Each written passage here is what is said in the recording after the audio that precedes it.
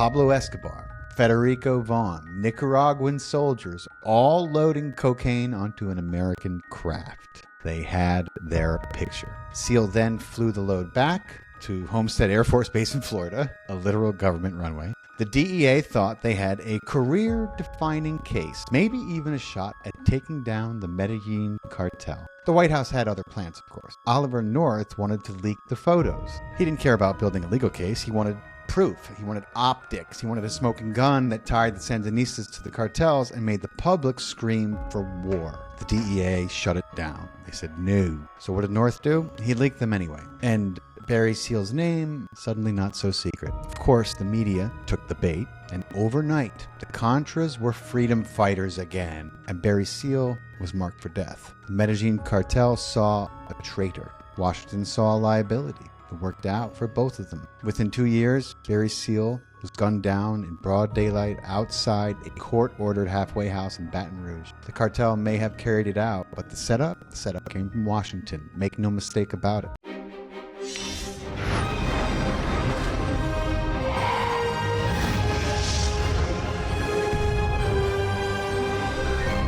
Welcome to Far Out with Faust, everybody. I am Faust Checho, and today I am very excited to be bringing you episode 3 of my Bush-Clinton crime family extravaganza special.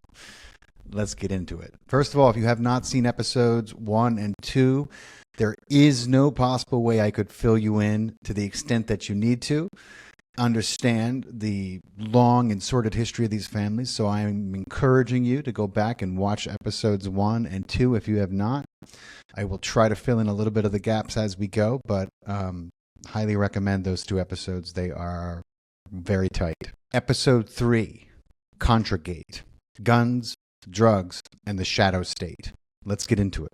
It started with a war that wasn't a war, funded by money that didn't exist, fought by men who officially didn't work for anyone. The Iran-Contra Affair became one of the biggest scandals of the 20th century, but it wasn't just a controversy, my friends.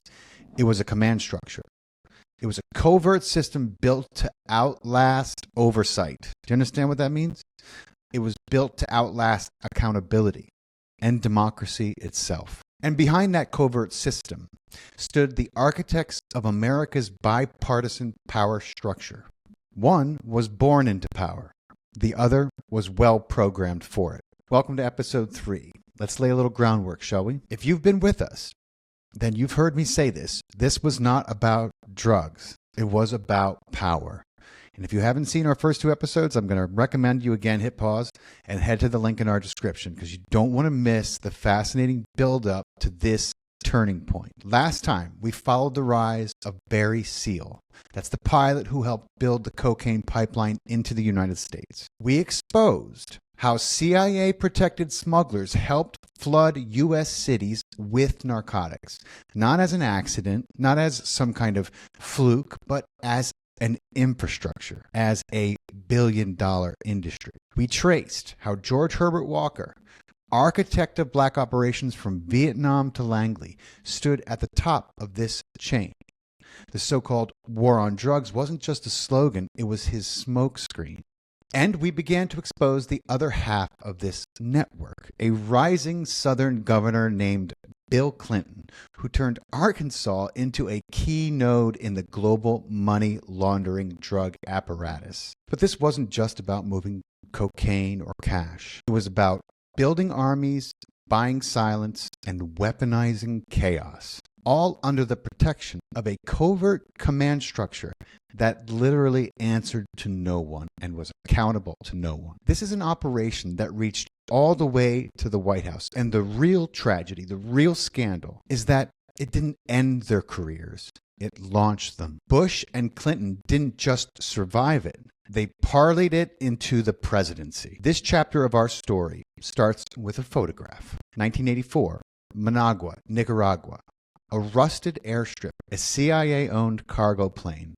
A camera, hidden in the fuselage. Behind the controls, you guessed it, Barry Seals, smuggler turned DEA informant, deniable asset. His mission? To secretly photograph Sandinista officials loading Colombian cocaine onto a U.S. registered aircraft, a setup designed to prove that the Nicaraguan government was in bed with the drug cartels. Really didn't work out so well for Barry. Now, this wasn't just about intel, it was about optics. The Reagan administration wanted a photo op to drum up support to fight communism, to fight the war on drugs, always to fight the invisible enemy, always propaganda, always orchestrated by the guilty party. So they needed something clean and headline ready, and they got it. The images made their way to the Washington Times, front page material. There was just one problem. Someone burned Barry's seal. The face wasn't visible, but the White House leaked his name. Why would they do that? This wasn't a drug bust. It was political theater. It was staged to manufacture consent for a war that Congress had already tried to shut down. And for poor Barry Seal and his family, it was the beginning of the end. Let's get into the Sandinistas. Were they an enemy? Were they an excuse? Or were they an asset? The revolution that broke the playbook. Let's talk about this. 1979, a great year. Nicaragua. See, the Sandinistas overthrew the Somoza regime. And that was a family dynasty that ruled for decades with complete brutality, utter corruption, and the full backing of the United States, of course. So why back Somoza? Because Somoza delivered. He cracked down on communists, he opened the country to U.S. business, and he kept a firm grip on power. He was a Cold War asset for us. He was ruthless, but he was reliable. But alas, when he fell, in typical U.S. fashion, we watched as something far more dangerous replaced him: independence. The Sandinistas weren't Soviet puppets. They were homegrown revolutionaries who had just kicked out America's guy, and that made them unacceptable. This story has been repeated across the world more times than anybody in the United States, besides a very select few, can begin to imagine. To Reagan now, these people, they were not just leftists. They were a threat to the entire Cold War order. To Bush, former CIA director, now VP / mostly president, they were something even worse. Okay, they were an interruption to the pipeline that he had so carefully crafted. So this was a war that went off the rails. Bear with me, my friends.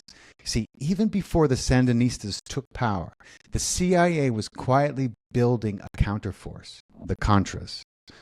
I'm trying to paint you a picture because this scandal, this affair, while most people of age have heard of it, most people do not know the intricacies of it because, of course, what came out to the public was mostly misdirection in typical fashion, as the guilty parties remained free and, unaccountable for their crimes. So I'm trying to lay this out in a way you can begin to digest it because it's a lot of information. So bear with me, okay? So just to repeat, even before the Sandinistas took power, the CIA was building a counterforce to the Contras, okay? Former Somoza guards, paramilitary contractors, and paid mercenaries, funded, trained, and armed well by the United States government. Under Reagan, that support exploded, okay? The Contras were sold as freedom fighters, but in reality, they were death squads. They bombed school. I mean, they were terrorists, straight up terrorists. They assassinated teachers. They tortured civilians. And they bragged openly about it. So we have no question they were guilty of these things. But here, just you can listen for yourself. In Nicaragua, under President Reagan, they are in fact giving the Contras written instructions in violence and destabilization. The target is the people. The social and economic infrastructure is what you're hitting at. It's not a bloodbath. It's like you go into a village and you kill a few people to make your point. The purpose is to disseminate terror, traumatize the people. We're not killing Sandinistas in the capital. We're not blowing up their homes and terrorizing them. We're hitting at the people throughout the interior of the country.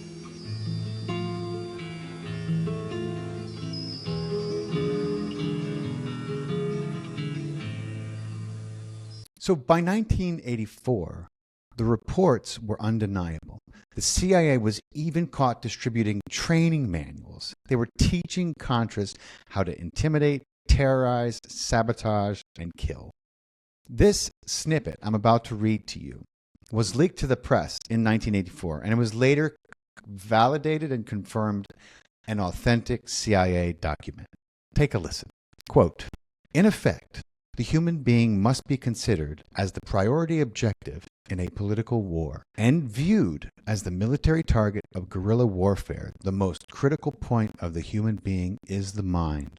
Once the mind has been reached, the political animal has been vanquished without necessarily having received any shots. This concept of guerrilla warfare as a political war turns psychological operations into the factor that determines their results." You can just extrapolate the shit out of that sentence and understand everything that's been going on in the last 5 years, 10 years, 20 years, since 2001 easily. Let me repeat that sentence for you.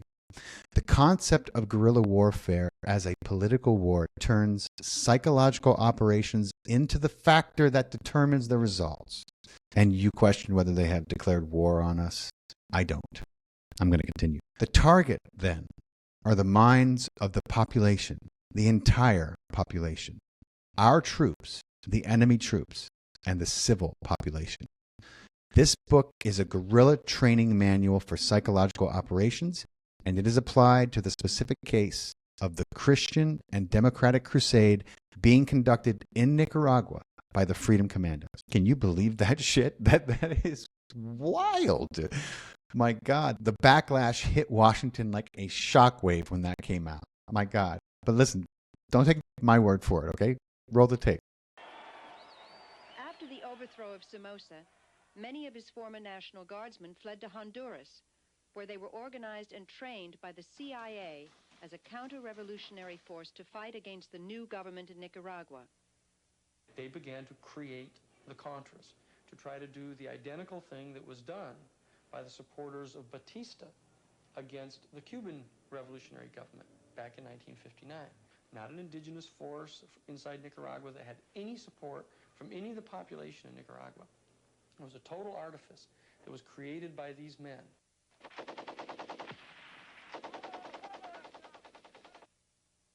One of the original Contra political leaders was Edgar Chamorro. He joined the Contras in 1981. I became involved with the Contras because the CIA, using people from the White House, they invited me to be one of the Contra leaders.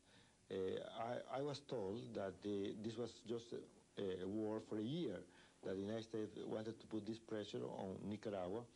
But then after a year or so, I found out that this was not the case. We were being used to deceive the American people. We were used to lie to Congress by going to tell Congress that the purpose was a good purpose to bring democracy, but in private we were being told something different. So I felt that this was a big lie. So the narrative sold to Congress and the American public was a complete fabrication, as usual. And the men pulling the triggers knew very well that it was a complete fabrication. The same year that Congress passes the Bolin Amendment, it didn't just limit aid to the Contras, it completely banned it. Okay? The message was clear. The American people wanted out. They wanted it stopped. But to Bush and his network, this wasn't even a defeat. It was a gift. The Bolin Amendment forced the war underground where Bush can do what he wanted with it. Do you understand? They had a perfect excuse now to operate completely off the books. And when was Reagan shot again? Oh, yeah, 1981. Bush didn't just step up, okay? He stepped in. He took over key national security briefings and crisis plannings. I wonder why he needed to do that. We're going to get into the relationship between the lone gunman, John Hinckley, and his long-time relationship to the Bushes. We're going to talk about how his brother was supposed to have dinner with Bush's son that night, which of course he had to cancel for obvious PR relation and reasons. True story. Hey, that reminds me of the time that George Herbert Walker was having breakfast with the Bin Ladens on the morning of 9/11 in Washington, D.C. That's right. The Bin Ladens were the only plane to leave the country that day. Yeah, after they had breakfast with Herbert. True story, bro. True story. Look it up. So I was getting into Hinckley and this nonsense of a lone gunman, all that jazz. We're going to revisit that, okay? Bear with me now. Reagan signed National Security Decision Directive 3, okay? And that put Bush in charge of the Special Situation Group, the interagency task force responsible for covert strategy and emergency response. From that perch, his network, now remember the dream team that I went into detail about in episode 2? They reasserted control, cabinet meetings, back channel logistics, and off-the-books strategy sessions. From that point forward, Reagan was the salesman and Bush was the system. That was the play. This section I've labeled the setup. Vaughn and the manufactured threat. Manufactured threat? The United States wouldn't do that. So listen, Congress had shut it down, right? Public support completely fading. But Bush's network wasn't done, okay? They needed a new pretext. They needed a trigger to reignite the war. This is what they do so well. They needed something visual, something visceral. They needed something that would grab headlines and the public's attention. Enter Federico Vaughn. You remember this guy? The murky figure who greased the wheels with the Sandinistas? The one that tried to get Barry Seal access to a jungle strip outside Managua? Vaughn claimed to be a high-level official inside Nicaragua's interior ministry, okay? But, of course, there are no records, there were no credentials, there's no verifiable ties for this man to the Sandinistas. Just a name. And now, a new message for his old associate Seal. Land a U.S. registered plane, pick up a load, bring a camera. That's it. Yeah, Seal did just that. He flew the now famous Fat Lady, his CIA-rigged cargo plane, straight into Los Brasiles Airport outside Managua. Hidden in his fuselage, a remote-controlled camera system. If you saw American Made, you saw the very end of the movie, you saw them setting this up, right? In that big old plane. What it captured was pure gold, at least from Washington's perspective, it was pure gold.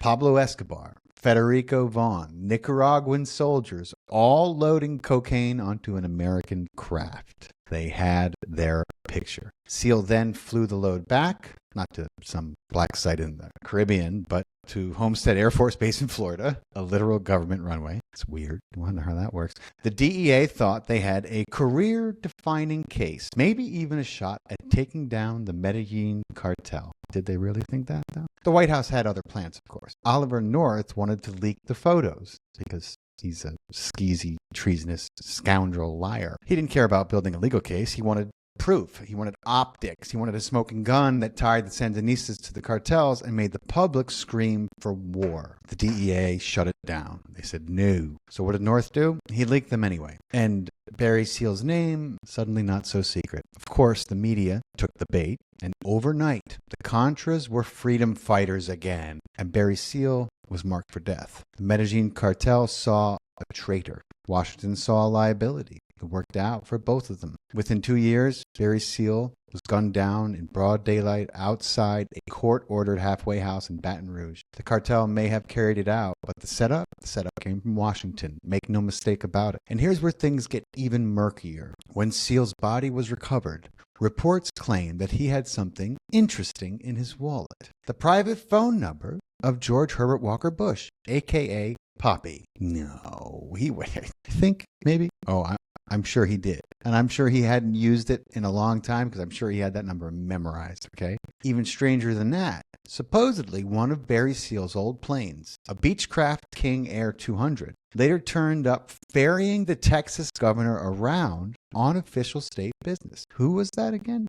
That was George W. Bush, Poppy's accidental heir. Get out of Dodge. While Seal was being set up for the sacrifice in Baton Rouge, the real action was moving south, onto ranches, onto airstrips, covert outposts where guns, cash, and chaos could flow freely. The photo op worked, but it came at a price. One man's death, billions in covert funding, and a war machine no longer tethered to the law. Here's how a network of patriots and profiteers turned Central America into a black market battlefield. We are going to get into the supply chain and the building of the covert war machine. We're also going to talk about the rancher with a runaway. 1980s, okay? Northern Costa Rica, not far from the Nicaraguan border, sits a ranch with its own airstrip, radio tower, and just one resident, a man by the name of John Hull. Officially, this was a cattleman, a patriot. Unofficially, he ran drugs, guns, and deniable logistics for the CIA. And if you need a little proof, here's one that's straight from the source.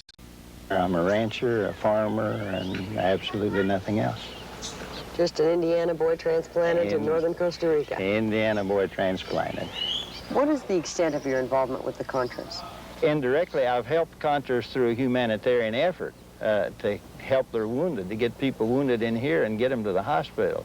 And I've never made any secret of that. It's been absolutely open. I wouldn't know anything about John Hull unless John Hull told me. And how many people would come up to you and say, I'm the CIA guy in Costa Rica? In the spring of last year, mercenary Stephen Carr spent 5 weeks around John Hull's farm training Contras. He broke probation when he went to join the Contra war. He's now serving time in an American jail. Carr says John Hull supplied the Contras their food and their weapons. John was the man in Costa Rica. He told you where you're going. We want this here, we want that there. He was the organizer. Do you know anybody on the National Security Council? No, I do not. It's the same as you say with the CIA. I probably wouldn't know them if they walked in the door. Did you ever use his farm for camps for your Contras? See. Until this year, Eden Pastor ran the largest Contra operation on the Southern Front. He was supplied off and on for 4 years by the CIA. He says John Hull was a critical link in the CIA supply line, receiving weapons from the United States, storing them, and moving them out to the Contra troops. If I told you he says he doesn't work for the CIA, he says he was never involved in any of this stuff. He says he was merely a man who transported the wounded. Is that true? Bueno, está en juego su palabra con el de la CIA. Well, it's his word against that of the CIA. El jefe de la CIA en Costa Rica a mí me dijo que era de la CIA. The head of the CIA in Costa Rica told me that he was CIA. So you see, Hull wasn't some one-off anomaly. He was the model. And this network and web of deceit just gets more and more intricate and deeper into the ground. So all across Central America, civilian assets were drafted into this machine. Ranchers, mercenaries, smugglers, even a Costa Rican shrimp company moved arms under the cover of commerce. Okay, there was no rosters, no paperwork, no way to trace anything. And that was the point, of course. Hull's ranch was just one of a spoke in a dirty wheel of airstrips and front companies the U.S. called, you ready for this? A humanitarian supply chain. That's what they called it. No, really, they called it a humanitarian supply chain. In reality, of course, it was guns, coke, greased by bribes and blood and blind eyes. A lot of evidence here, and it all speaks for itself, literally. Huge amounts of money are missing. We know that there were bribes of the millions of dollars given to the Honduran officers. We know that at a time when the United States government was paying for complete rations for the troops, that the Contra troops were living on one meal a day. All right. So the operation's true flex, though, was turning big-time drug traffickers into tools. How do you do that? That's quite a challenge. George Morales was a world champion powerboat racer. So this dude was flashy, he was wealthy, and he was fearless. He even held a record for the fastest speedboat run from New York to Miami. My God, way to put yourself on advertisement, man. I mean, Jesus, no wonder they went after him. You break a record like that, and you're just begging the CIA to come knocking. Okay, so obviously it probably didn't take very long. Behind all the trophies was a double life. Morales was one of the most prolific cocaine traffickers in their 1980s. And if you watched HBO's The Invisible Pilot, then you already know this cat. He smuggled thousands of pounds of product from Colombia through the Bahamas, and he raked in millions and millions of dollars doing it. And then he got indicted then, and that's when the offers started coming in. So he testified before Congress that CIA intermediaries approached him on behalf of the Contras. They didn't just want drugs. They wanted planes, they wanted pilots, and they wanted money. And in exchange, they promised they would make all his legal problems disappear. Yeah. And here's where they say what they weren't supposed to say out loud. Listen to this. George Morales, who is now serving 32 years in federal prison for drug smuggling, once ran an air transport business in Florida. In 1984, while under indictment for smuggling marijuana, he was approached by the CIA.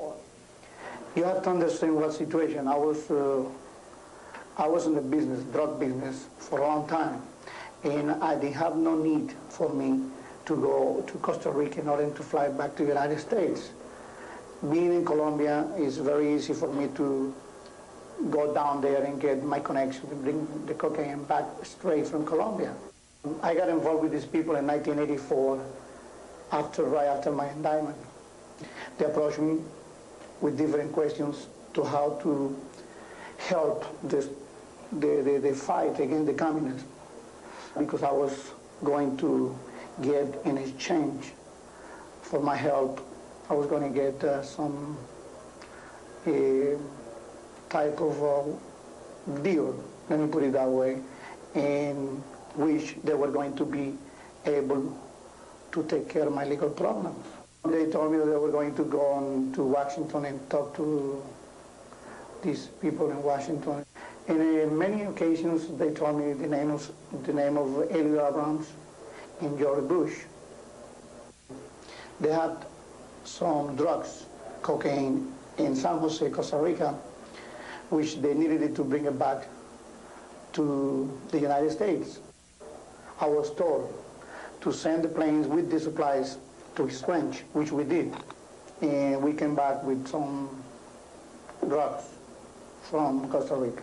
Did you come back with cocaine? Yes, we came back with cocaine.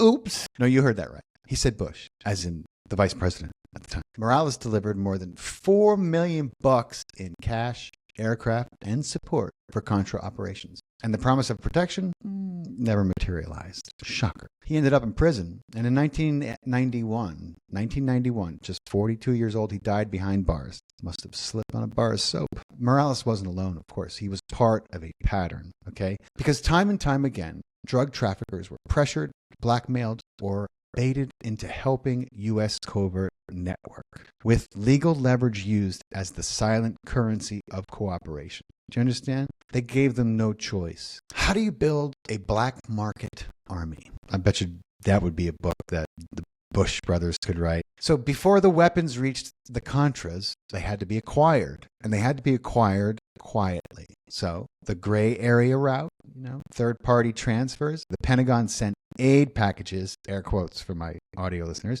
to allies like Israel or Saudi Arabia, and they rerouted them to the Contras. Clean on paper, dirty in practice. See, the illegal route, depot diversions, weapons disappeared from U.S. stockpiles using forged paperwork, massive amount of shell companies, or contractor cutouts. Some shipments were marked lost in transit. Others never existed on record. Whistleblowers say the first drops came from Southeast Asia, leftovers from Vietnam, M16s, mortars, crates of ammo, rerouted to jumpstart a secret war. If you knew how interconnected all this criminal activity was to our government, you'd probably fall over in your seat. Okay? Check out this clip.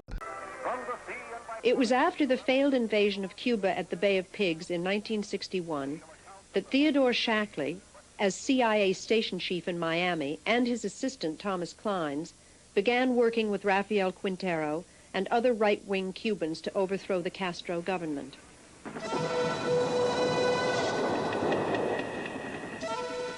In 1965, Shackley and Clines were transferred to Laos, where Shackley became CIA station chief, Clines his assistant once again.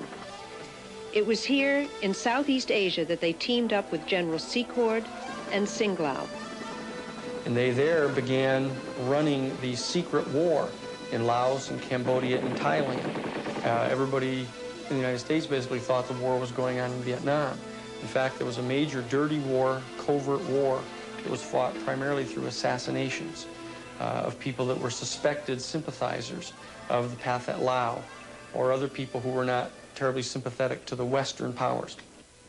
When Theodore Shackley was promoted to director of CIA Western Hemisphere operations, he supervised the plans to overthrow the democratically elected president of Chile, Salvador Allende.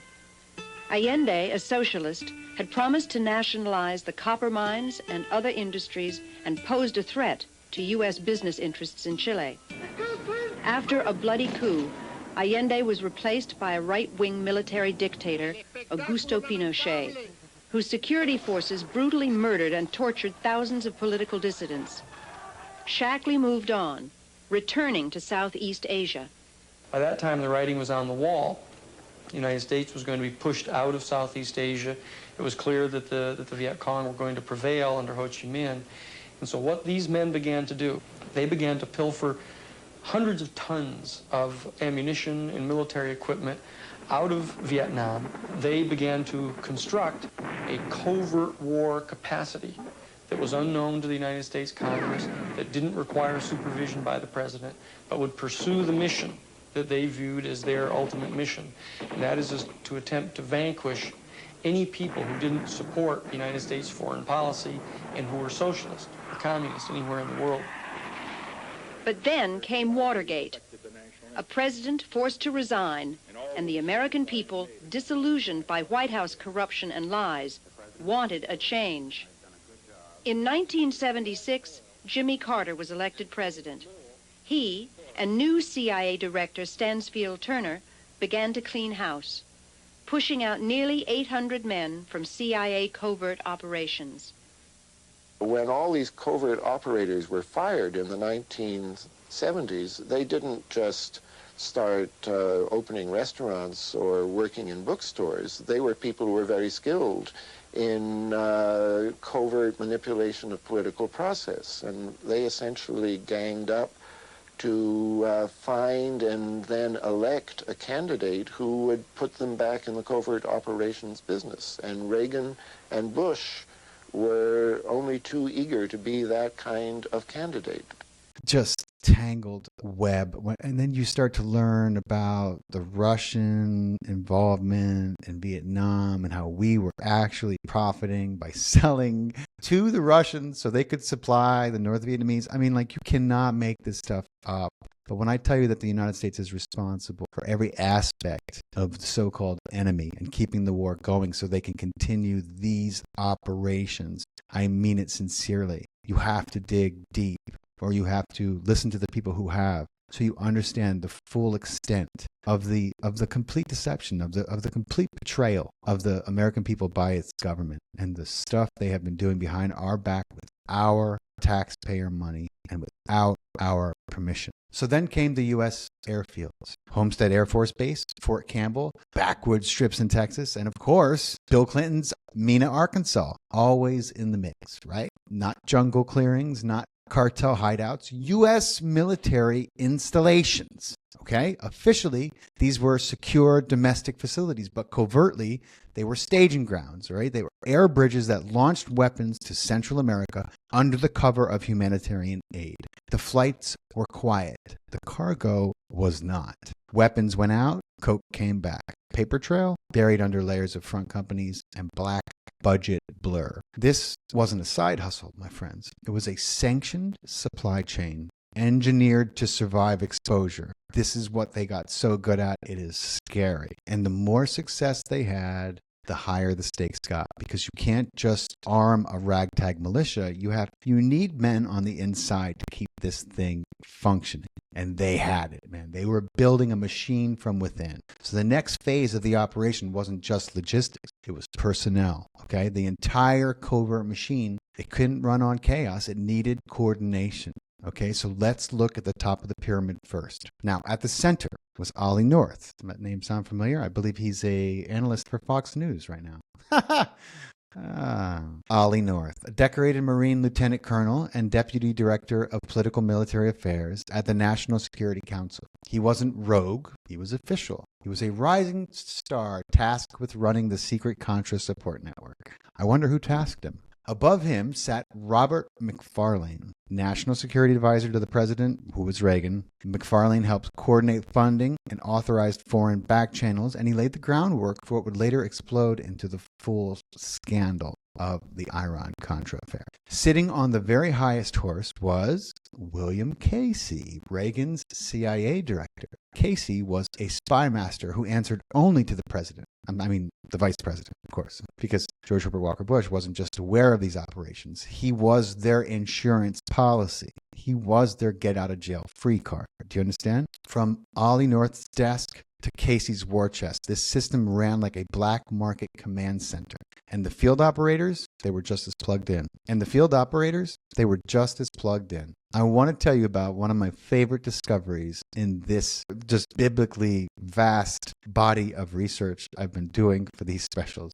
This incredible smuggler turned operator whose name was Chip Tatum. He was one of them, okay? Officially, he flew medvac helicopters for the U.S. Army. He could fly just about anything. He was really good. Unofficially, he was the deniable courier for black budget operations run by Pegasus. Okay? Pegasus was an off-book outfit allegedly overseen by ex-CIA head William Colby, Oliver North, and George Herbert Walker Bush. Okay? Chip Tatum says that he moved product, payloads, and payoffs from jungle airstrips to military bases under cover of medical supplies. He speaks very, very frankly and openly about all of these many, like just years and years of doing this, of running medical supplies, also known as cocaine. I guess cocaine was a medical supply at one point, way back. He took orders from Bush, okay? Chip did. I have some stories about Chip for you. And from the Amiram Nir, okay? That was the Israeli counterterrorism advisor with rumored Mossad ties. Chip often speaks about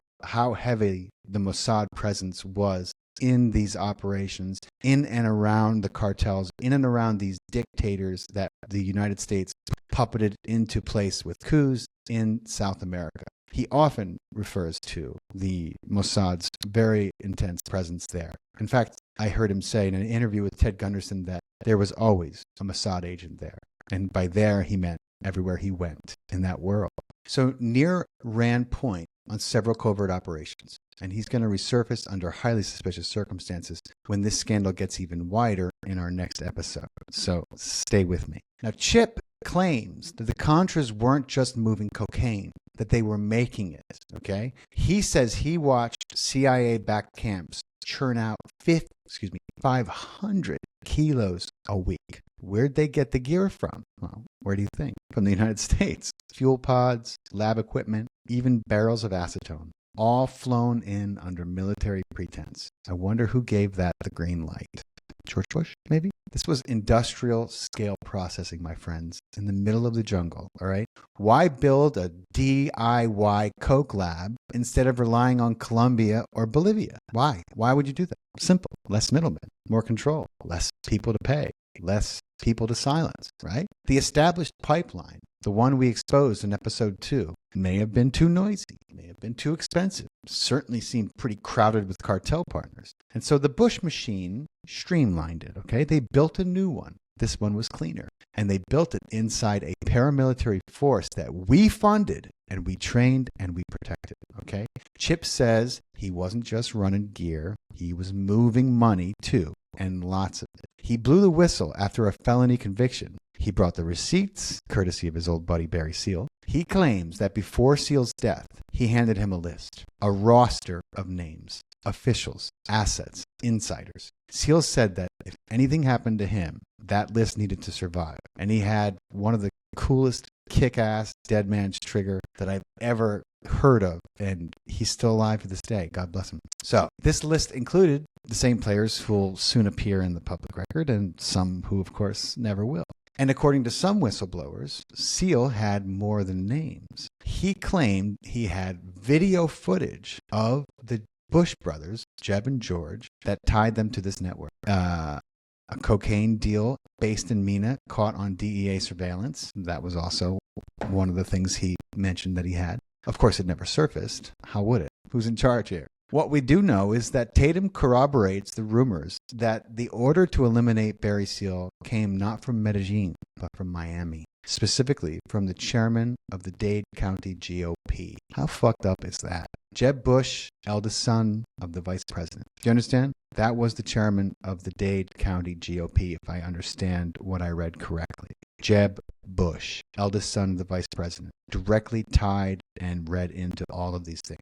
This wasn't freelance, this was federal. So, the Contras weren't just armed, they were well trained, sometimes on jungle terrain, sometimes we brought them over here to train them. That's right, we flew them in. Apparently flying was something that we really enjoyed because all we did was fly back and forth, back and forth. Drugs, money, people. Training, drugs, money, people. My God. So whistleblowers like Chip Tatum, like Bo Gritz, Gene Wheaton, they say the camp stretched from Central America all the way to the American South. Why would they all say that? In Tensas Parish, Louisiana, live drills were allegedly run on private land that was connected to Barry Seal. Lake Pontchartrain brought back an old Cold War relic, the anti-Castro Cuban camps originally built under JFK. Good idea. In Texas and Florida, they were training. It was outsourced to private companies run by who? Israeli intelligence veterans and Cuban exiles. Just a regular motley crew. Fort Campbell, Kentucky, served as a staging post where equipment, operatives, and tactics quietly converged. Even Camp Perry in Virginia, the CIA's own tradecraft school, may have hosted Contra briefings under deep cover. No, they would never. The nerve of them. Would they bring them all the way to Virginia, do you think? This wasn't just speculation. It was infrastructure. The Contra leaders were taught sabotage, interrogation, psyops, the same Cold War tactics, just dusted off and redeployed. Now, we should probably talk about Bill Clinton a little bit, shouldn't we? Mena, Arkansas, because guess who shows right back up on the scene? Bill Clinton and Mena. So we gave you the dirt on Mena, all right? And that wasn't just about drugs. It was about, I've given you a lot of dirt on Mena already. But understand that it wasn't just about drugs. It was a corridor, okay? Arms in, cash out, and according to Chip Tatum, massive personnel movement as well. And if you got too close, well, there was a name for what happened next. Arkanside, a plane crash, a heart attack, multiple self-inflicted gunshot wounds to the back of the head, suicide, neat, explainable explanations designed to be forgotten and filed away. We're going to talk about the Arkansas coroner.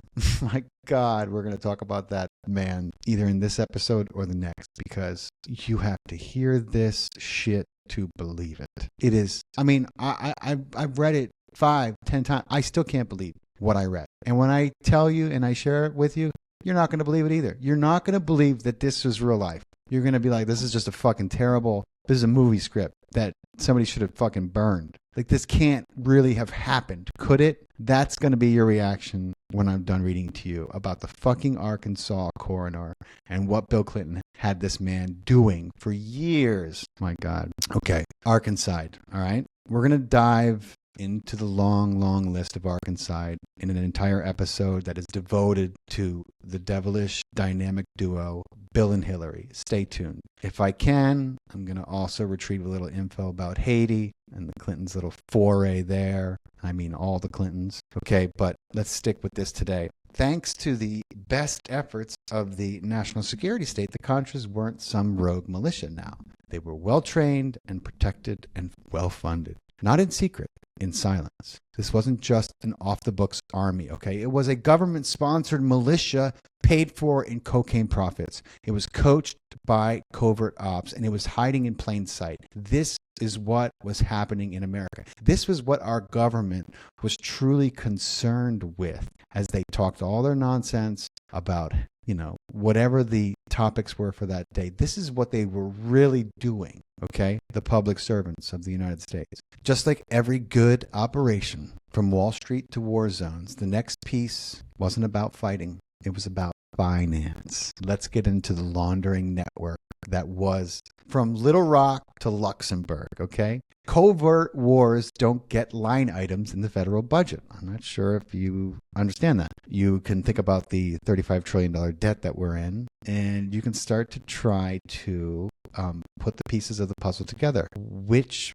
the Pentagon, that's right. They never did do any kind of accounting. What's that word? They were supposed to hand in that thing that makes them fiscally responsible. Never did. Not once. Not ever. Never can. Never will. Not ever. Anyway, bear with me, all right? So, once the product started flowing, once the guns and coke were moving, the next challenge was going to be just as critical. How to make all this money disappear, all right? They had their means. They had their ways. They used shell companies, they used state agencies like ADFA, offshore bank accounts. These were complex enough to avoid detection, but simple enough to scale to this operation. Okay, and the beauty of it, the cartels couldn't complain, and the traffickers knew better than to ask questions. So what are the odds that one of the CIA's favorite laundering routes just happened to run through the state governed by a future president with a small cocaine problem? Did I mention ADFA? Let's talk about Arkansas's role in the machine a little, shall we?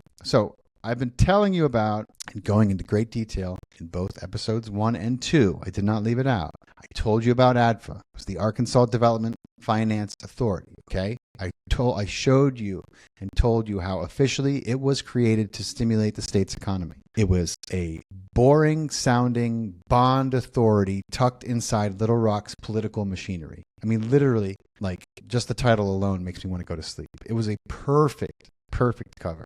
And unofficially, it was a covert money spigot, disguised as economic stimulus and rubber stamped by none other than Bill Clinton himself. And he didn't just approve ADFA, okay? He designed it. Do you understand? This wasn't like something that someone brought to him. He helped mastermind it. He specifically did this to sidestep traditional oversight. It was diabolically brilliant. Now, the law that created ADFA gave it broad discretion over loan approvals, and it placed it directly under the governor's oversight, okay? So no legislative budget process was needed. No external audit requirements were needed, okay? It was just the perfect setup for this money laundering, okay? Just one man at the top signing off continuously on the flow of millions of dollars, okay? In Ozark, that godforsaken show on Netflix, Marty Bird launders money through funeral homes and strip clubs, okay? But imagine if instead of evading the state, he partnered with it. And imagine if he had a friend in the governor's mansion. This is the real life version of that. Almost immediately, Bill's allies started getting really, really rich. Guys like Dan Lassiter, a high-flying financier and Clinton confidant. He landed lucrative tax-free bond deals from the state. His office, down the hall from Hillary Clinton's campaign headquarters. His job was to move money, okay? Now, this is the covert Contra connection, okay? Here's where it gets darker. According to Chip Tatum, ADFA wasn't just a Clinton slush fund. It was a covert finance mechanism feeding the very war we're exposing in this episode. So this is where Bill Clinton is tied directly into this scandal. And he absolutely was an essential piece of it. People don't usually associate Clinton with Iran-Contra. They think Bush, they think Ollie North, they think about the embarrassing trials that were held, which of course were all misdirection, but they don't understand Clinton was integral. This is how he ended up becoming president and having the baton passed to him. And when I say the baton, I mean the baton of corruption, the baton of criminality, passed to him by none other than George Herbert Walker Bush. Chip Tatum says that while stationed at Fort Campbell, he flew, quote, medical supply coolers packed with cash or coke to Little Rock Air Force Base. He claims he made 2 runs to Mena Airport where the runway was lit, but the manifest wasn't. Okay, the deliveries were picked up by Dan Lassiter. That's the same guy handling ADFA's bonds. Okay, but it's not proof. It's the pattern, okay? And the most telling part, listen, I have Chip on tape talking about how he literally met the governor of Arkansas, Bill Clinton, on the runway in one of his deliveries. I mean, you just can't make this shit up. When I was at Fort Campbell, Kentucky, I actually flew several missions carrying medical coolers again with money and drugs in it into Arkansas. Out of where? Fort Campbell? Out of Fort Campbell. It was delivered to us by the 324th Med Battalion. Out of the South America? Out of South America. They were operating in the South America in Honduras. It was flown by C-130 to Fort Campbell. It was marked medical supplies. Donor organs, this particular one was marked. And we were advised to give it to Dr. Lassiter at Little Rock Air Force Base. So we flew it to Little Rock Air Force Base. I opened the coolers. I don't fly a cooler without opening it. I don't fly anything without opening it. And what did you find in the cooler? We found a large sum of money and 3 kilos of cocaine in one cooler. In the other cooler, we found all cocaine. Those 2 coolers were picked up by Dr. Lassiter, who actually ended up being, as we found out in later years, a man named Dan Lassiter, who was convicted for trafficking cocaine in Arkansas. However, he was pardoned by the then governor of Arkansas, Bill Clinton. And did you have any information that Clinton had direct knowledge of that? No, you flew him into Arkansas. Was Clinton there waiting for it, or was there a limousine there or anything like that? We had to wait over an hour and a half for Dr. Lassiter to show up. But when he finally showed up, he showed up in an entourage of vehicles. There was a van, there was a stretch limo, and an unmarked police car.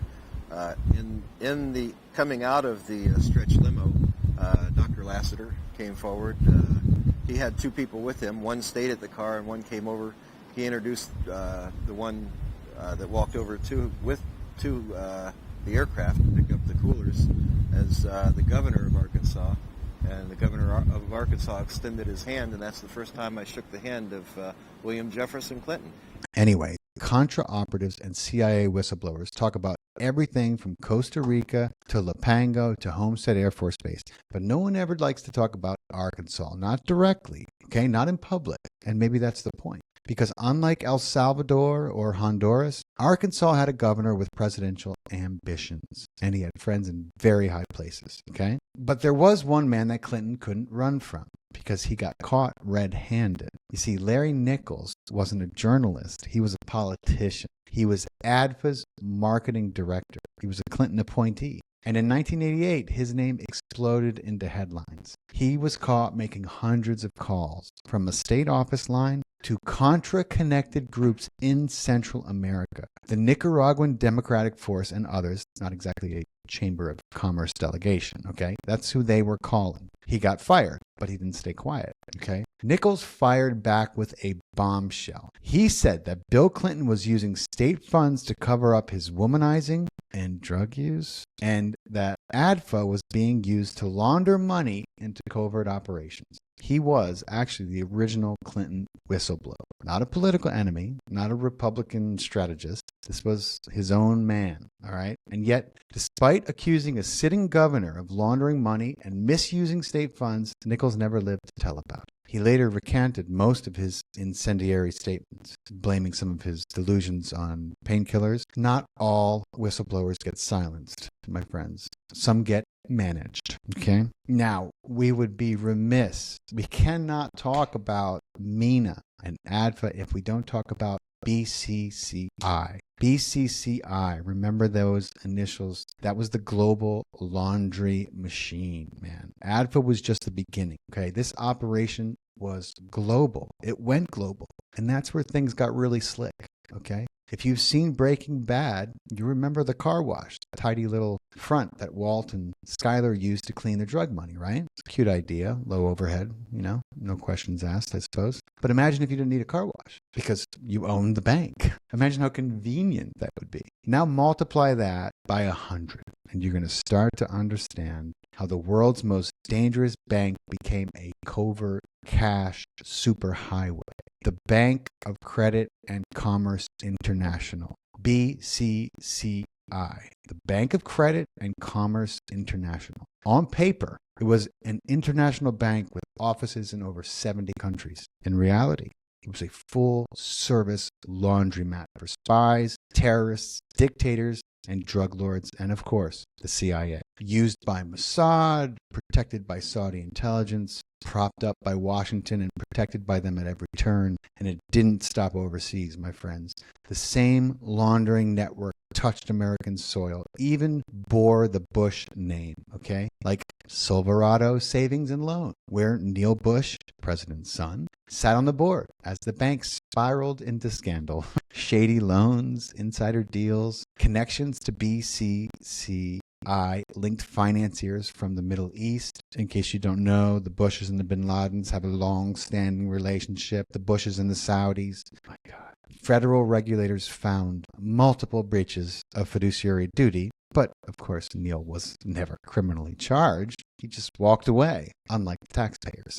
Just another cog in the machine built to protect the powerful. That's what this system is. Okay, it doesn't just hide the money, it moves it, it multiplies it, and it sanitizes it when it needs to. That's what they do for them. If you try to charge over $600 to your Venmo account, though, and don't report it to the IRS, you could be in trouble, okay? So understand that no one asked questions because the people asking questions were in on it, all right? This wasn't a rogue operation. It was a state-sanctioned shell game, okay? Backed by multiple governments all over the world and using their incredible intelligence agencies and all their apparatus, okay? And it worked because everyone was getting a piece. That's how this thing went on for so long and was so successful. The CIA used BCCI to fund off-the-books covert ops. Cartels used it to stash narco profits. Everybody who was involved was using the BCCI.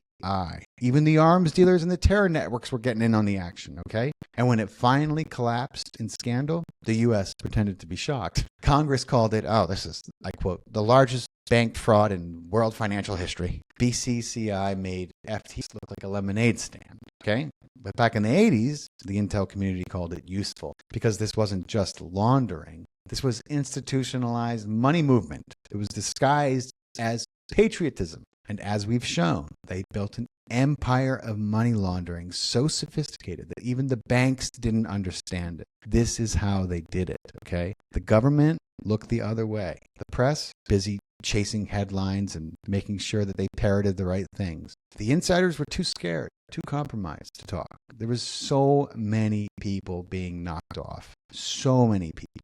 One message after the next. Remember, this is post-Kennedy. This was lawlessness on a scale I don't know if we've seen since. The people being knocked off with left and right. Even when they had a witness under protection, he was knocked off before he could testify over and over. So, not even a Ben Affleck sequel could tackle this forensic accounting nightmare, all right? This was just so dark. So who stepped up to unravel this web? It wasn't a spy. It wasn't a whistleblower. It was a lawyer. Of all people, of all careers. One man, one case, 33 names.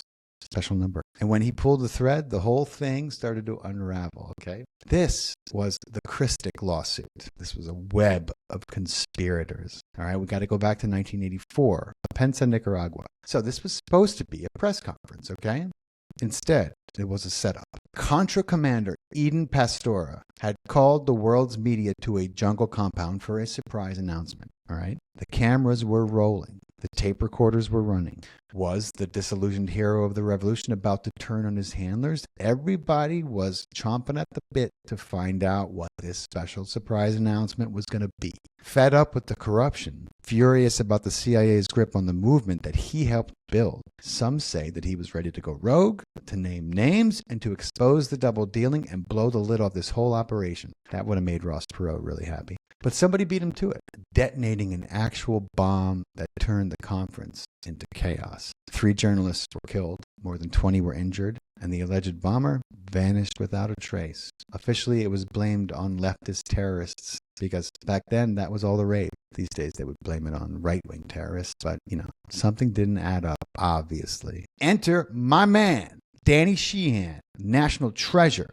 Watch my podcast with Danny. If you have not seen my podcast with Danny Sheehan, check it out. And then watch his podcast with Danny Jones because I love this man. He is very, very brave and very, very smart. And he's been fighting the good fight for as long as he's been, since the moment he got out of law school. So Danny Sheehan was a civil rights crusader. legal firebrand, national treasure, as I said, and a friend of the show. I'm going to link my episode with him together in this description. So check it out, okay? He's got great hair, Irish, cute, old man now, still speaks really well. So through his Christic Institute, Sheehan launched an investigation that didn't just follow the smoke, all right? It chased the fire. This is what Danny Sheehan did so well. He was fearless. And what he uncovered was far bigger than a bombing. It was a blueprint. It was a covert network of operatives, okay? They were running guns, they were smuggling drugs, they were laundering money, and they were eliminating anyone and everyone who got in the way. In '86, Danny filed a federal lawsuit, and he laid out the case in public, implicating Secord, Kleins, Rodriguez, and North. 33 names, one covert war, and a conspiracy that stretched from Langley to Costa Rica back to the White House again. The story sounded completely insane, I'm sure, to most Americans. It was too vast, it was too shadowy, too connected, too many big, official, mostly family names being listed in it.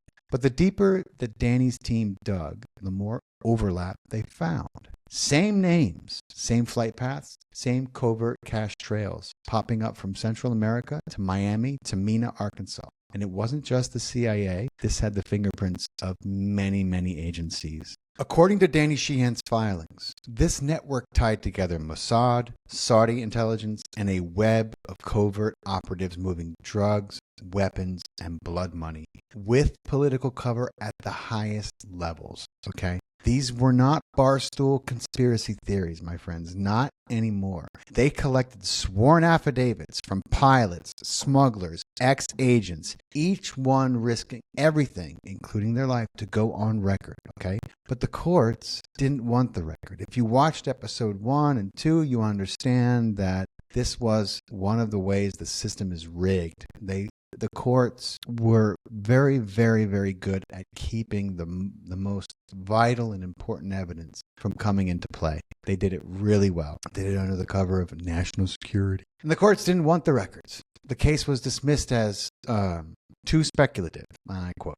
No trial, no discovery, no subpoenas. And then came the final insult. Okay, listen to this. Sheehan's team was ordered to pay over $1 million in legal fees to the men they accused. That is the system, because you can expose the truth, but you cannot prosecute the power. But what the courts rejected, history remembers. One by one, the names in Danny Sheehan's filings would surface again. Okay, just 6 months after the courts hamstrung Danny, in October of 1986, a Fairchild C-123K military cargo plane crashed deep in the Nicaraguan jungle. The wreckage is scattered. 3 men are dead. 1 man is captured. His name? Eugene Hasenfuss, an ex-Marine CIA contractor, and he had a choice to make. Keep quiet or blow the whole thing wide open. He chose the more adventurous route. He blew the whole thing wide open, okay? Weapon shipments, front companies, CIA handlers, covert wars funded in secret, fought without oversight. Everything Barry Steele had hinted at, okay? Everything that the Christic lawsuit had tried to warn about and bring to light. Suddenly, this wasn't just conspiracy theory anymore. It was wreckage on the jungle floor. And there was a witness with nothing left to lose who was blowing the whistle. And just like that, the deniable becomes undeniable. The Reagan administration scrambles. Officials go dark, press secretaries go vague and start spitting out word salads. And that never happens anymore. And the American public, they start asking questions that Washington can't begin to answer. This, understand, historically wasn't a leak, it was an explosion, all right? And the blast radius was about to reach the White House. So this is part 10 of this episode, my friends. And it's called Cliffhanger. From the Contras to Iran, a covert war, a global network, and a trail of bodies that led straight to Washington, D.C.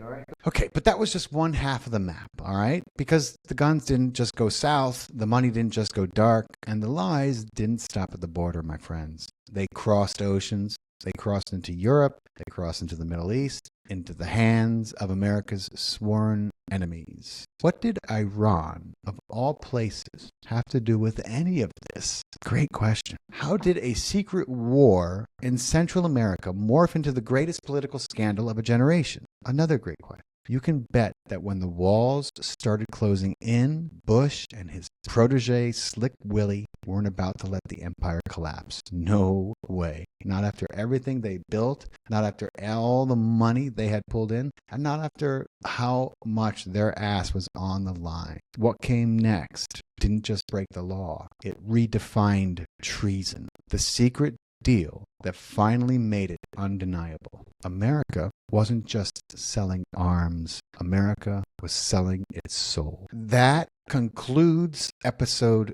3, my friends. But there is so much more to come. I'm telling you, this treasure trove of information is virtually endless. And we have yet to get into some of the more modern day scandals that the Bushes and Clintons were involved in, including 9/11, including Haiti, including some of the White House antics that went on with Obama and Hillary. There is so much to unpack. There's Iraq. It's just endless. But we're going to get into a lot more of it. There's going to be another episode. I have a lot of stuff about George Herbert Walker Bush and Ross Perot I want to get into with you, and Chip Tatum. So listen, if you enjoyed this episode, and I hope I delivered it well, please let me know in the comments. Please let me know if episode 4 should be forthcoming, and I should hurry up and get cranking on it so that we can get it out in the next few weeks. Let me know. And if you're listening on Spotify or even iTunes, we're trying to accumulate as many 5-star reviews as we can. And if you enjoy this episode, and if you appreciate this incredible research that me and my team do, it would mean so much to us if you would write us a review. We're trying to build our name and reputation, and we're trying to acquire sponsors, which has been challenging with our content and the material we like to cover, obviously. But we know we can override the algorithmic suppression with your help. So please share this, whether you're watching it on YouTube, if you're on our Patreon page, which everybody on our Patreon page, they get early access to all these episodes. Many of my podcasts have material that cannot live on YouTube. We show the uncensored version on Patreon. And if you just want to support, we have some incredible perks, and we are looking, and we have personalized a lot of really awesome merch. And we're getting it out to a few of our paying Patreon members.